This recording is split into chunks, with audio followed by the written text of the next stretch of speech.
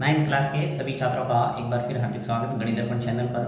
देखिए ये जो क्वेश्चंस है घातांक नियम से संबंधित है और इस टाइप के प्रश्न भी आपको एग्जाम में देखने को मिलेंगे। बहुत ही सरल होते हैं परंतु ये फिर भी छात्र है वो छोड़कर आ जाता है। देखिए इसके अंदर कुछ नहीं करना है, आपको जो भी संख्या दे रखी है, देखो ये जो नीचे वाली संख्या है यानी 64, इसको बोला जाता है आधार और जो ऊपर है उसको बोला जाता है घात। तो जो आधार है उसकी आपको अभाज्य गुणनखंड करना है। देखो जैसे फर्स्ट प्रश्न करते हैं हम, 64 की घात 1/2 है।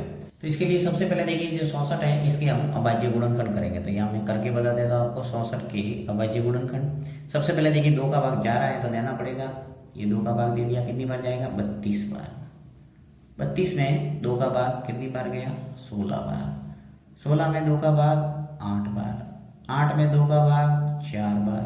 4 में 2 का भाग 2 बार। 2 में 2 का भाग 1 बार, राइट। यानी आपके 2 2 2 कितनी बार आए 1 2 3 4 5 और 6, यानी 64 के स्थान पर आपको 2 का गुणनफल लिखना है 6 बार। 1 2 3 4 5 और 6।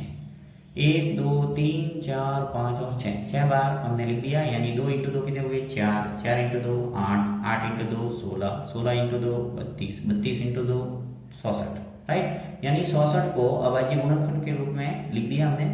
अब 1/2 घात है, ऐसा का ऐसा लिखो ऊपर, फिर ब्रैकेट। यहाँ पे देखो 2 है वो कितनी बार है 6 बार है, तो इसको मैं लिख दूंगा 2 की घात 6 और ऊपर जो घात 1/2 एज इट इज ऐसा का ऐसा।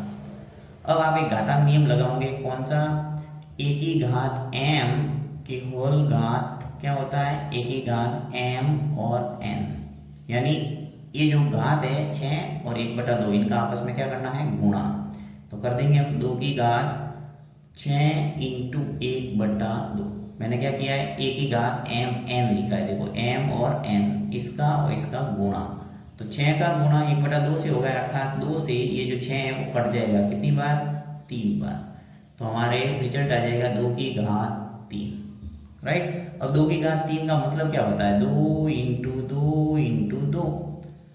2 × 2 कितने हो गए 4, 4 × 2 8, यानी आंसर हमारा आ गया 8। तो जो 64 की घात 1/2 है इसका आंसर कितना आ जाएगा 8। तो इस ढंग से आप घातांक नियम का प्रयोग करके आराम से आंसर निकाल सकते हैं। चलिए इसको माइनस वाले को करते हैं। 125 की घात -1/3 है, इसको ले रहा हूँ मैं दूसरा प्रश्न। 125 की घात -1/3, ओके।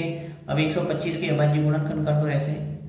अब देखो 125 में सीधा 5 का ही भाग जाएगा, कितनी बार जाएगा 25 बार। और 25 में 5 का ही भाग जाता है 5 बार। 5 में 5 का ही जाता है 1 बार। यानी 125 के अभाज्य गुणनखंड हो गए 5 × 5 × 5। यहाँ मैं लिख दूंगा 5 × 5 × 5, 3 बार हो गया। अब -1/3, 5 5 और 5 3 बार है, तो इसको मैं लिख सकता हूँ 5 की घात 3 की होल घात 1/3, ठीक है।